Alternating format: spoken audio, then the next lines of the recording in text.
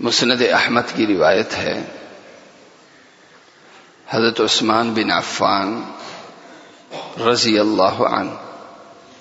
روایت کرتے ہیں کہ جناب رسول کریم صلی اللہ علیہ وسلم نے ارشاد فرمایا، رباط یوم فی سبیل اللہ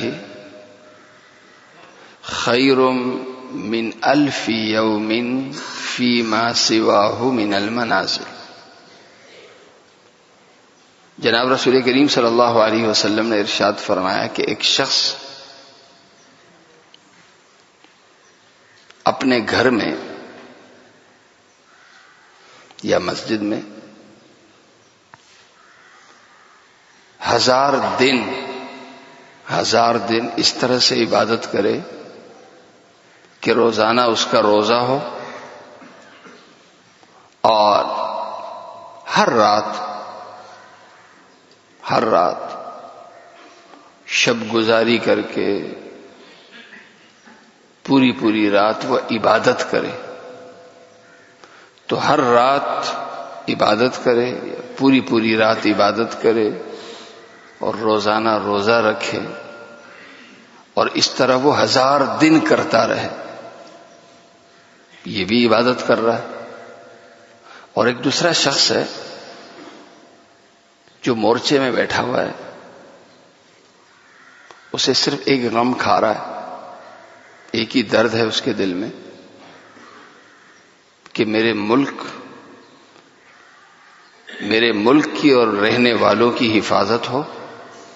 اور وہ بیٹھ کے دشمن کی نگرانی اور دشمن پہ نظر رکھا ہوا۔ فرمایا کہ اس کا ایک دن مورچے میں یہ افضل عبادت ہے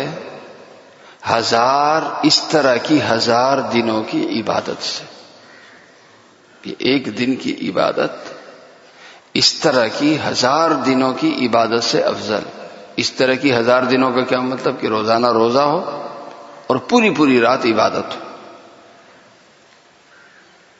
اس حدیث کے ذریعے تصور دیا جا رہا ہے کہ عبادت ایک گھر کی ہے، گھر سے بڑھ کے عبادت مسجد کی ہے، اور گھر اور مسجد سے کہیں بڑھ کر عبادت مورچے کی ہے۔ گھر میں ہم انفرادی عبادت کرتے ہیں، مسجد میں اجتماعی عبادت کرتے ہیں، لیکن مورچے کی عبادت بالکل مختلف ہو جاتی۔ وہاں پہ نہ ذکر ہے، نہ تلاوت ہے، وہاں پہ تو بندوق ہے اور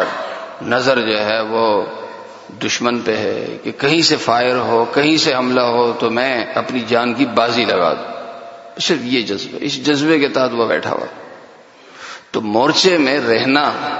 بندوق لے کے دشمن کی چالوں پہ نظر رکھنا کتنی بڑی عبادت ہے، اس حدیث کے اندر بیان کر دیا۔ لہذا ہمارے عقیدے میں سب سے بڑی عبادت